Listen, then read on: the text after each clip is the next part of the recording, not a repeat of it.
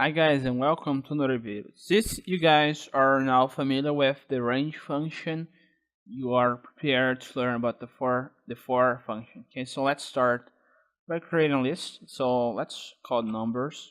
We're gonna do pretty much the same that we did last video.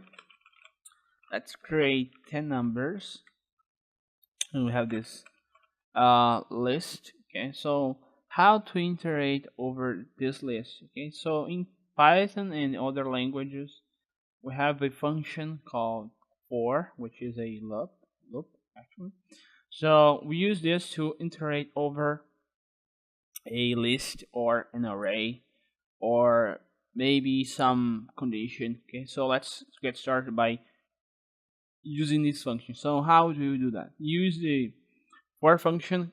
It is for. We can use a local variable. So let's create a local variable called number, and we're gonna iterate over the numbers list. So we do this and it works. Okay, because we are actually, if you are a C# programmer, this is equivalent to a for each loop. Okay, a for each loop. So, and we're gonna print number. So the output will be this. Okay, 0 1 2 3 4 5 6 7 8 9. So that's how you can create a loop over a list of numbers, but that's not the most efficient way if you are trying to generate numbers, because I don't know if I said this before, but the list function, it is a very computational heavy object. Okay, so there has been a change between Python 2 and 3 with regards to the range function, because in Python 2 it used to return a list, and in Python 3 it returns a iterator. Okay, so let's use the range function. For example, number. I actually usually use I because integer, and range 100 print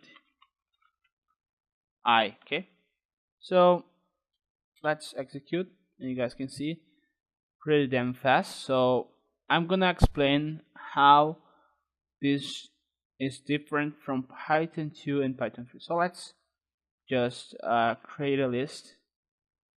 I don't know how long it can be, so let's come over here.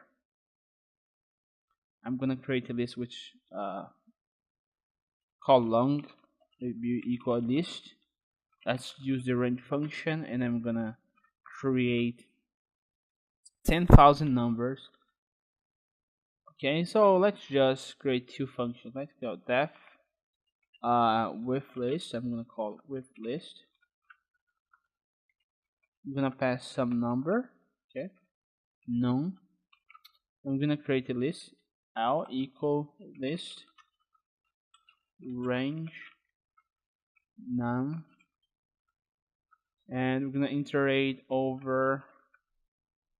Let me change a little bit. Numbers, number in numbers, print number. So this is going to be our first function with list, and let's create another function called with none, which is going to be pretty much the same, but with change that you go directly through the range function. So let's see how it goes. So we have these two functions. Okay, so this first function uses, this will be the Python 2 equivalent. So Python 2 will do this pretty much, and this will be the Python 3 equivalent. So let's start with list, and let's start by 1000, and it is pretty quick, as you guys can see. That's not that that is not, there's not a big difference. Let's execute without list, actually with range again 1000, and that's very almost the same but there is a difference because the list function, it is a poor, I guess, approach to this. So okay, I think I'm gonna try to generate numbers. So I'm gonna try to explain again how it would be different if you use this. So let's create a range function again, a loop over the range function, and you can start. As you guys can see, the second overload is a start point. Let's start by -10, and let's stop on 0, and that's the step will be 1. So let's see how this goes. And goes -10, -9, -8, -6, -7, -6, -4, -4, -3, -2, -1. Okay, so that's how it goes.